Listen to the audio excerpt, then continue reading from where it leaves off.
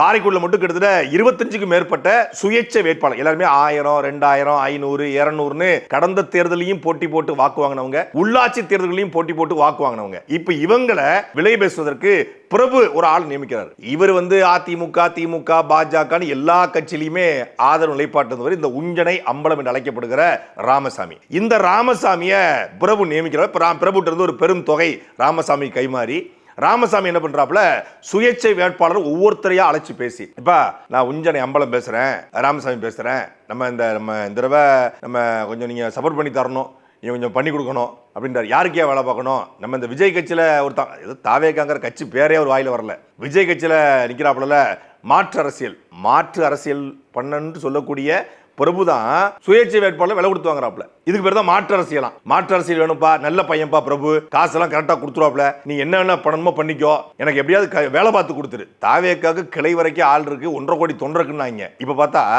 ஆட்களை விலை கொடுத்து வாங்கி அவர்களை வைத்து நீ அந்த பகுதியில் 100 ஓட்டை வாங்கி கொடுத்தரணும், 200 ஓட்டை வாங்கி கொடுத்தரணும், அது உன் பொறுப்பு அப்படின்னு சொல்லி இந்த உஞ்சனை அம்பலம் பேசக்கூடிய ஆடியோ வந்துச்சு. ஒவ்வொருத்தையும் அழைச்சு பேசி, நீ விலகிறது மட்டும் இல்லப்பா, எனக்கு வேலை பார்த்து கொடுக்கணும், அதுக்கு என்ன உண்டோ சொல்லு, நான் பண்ணி கொடுத்துறேன். அதாவது காசு கொடுத்து சுயேட்சை வேட்பாளரை விலைக்கு வாங்கி அவர்களை வாபஸ் பெற செய்து அவர்கள் அந்த வாக்கை தாவேக்காவுக்கு பிரபுக்கு போட வைக்கணும் அப்படிங்கிறது தான் இவங்களுடைய அஜெண்டா.